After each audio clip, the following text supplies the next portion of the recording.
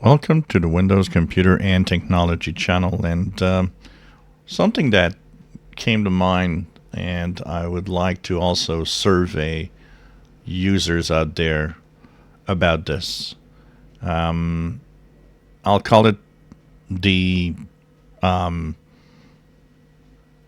not wanting to go to Windows 11, or, scared of moving on to Windows 11 from Windows 10.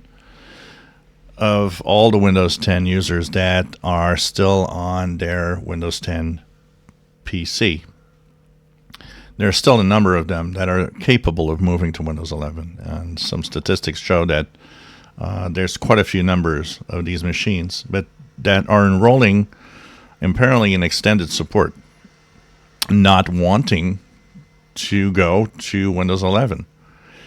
Some of them with the fact that they actually have in Windows Update the bubble that says, you're okay to move on. Click here. And people refusing to do so.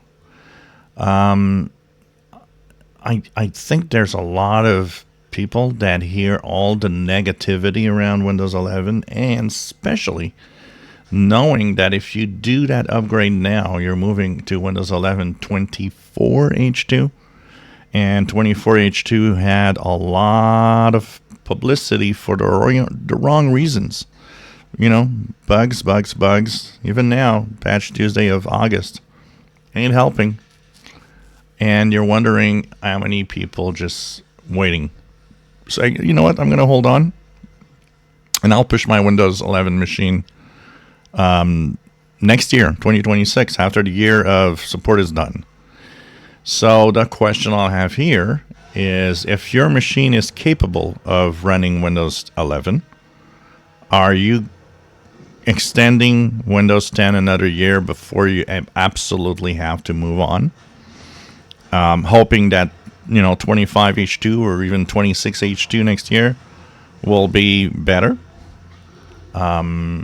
Is there such a move where people are holding on to Windows 10 and not wanting to move to Windows 11? I'm sure there is, but how big that move is, that's an interesting thing too.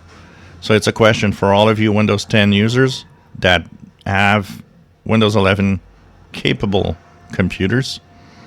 Are you holding on to Windows 10 because you're scared of moving to Windows 11?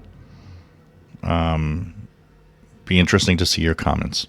If you enjoy my videos, please subscribe, give us thumbs up. Thank you for watching.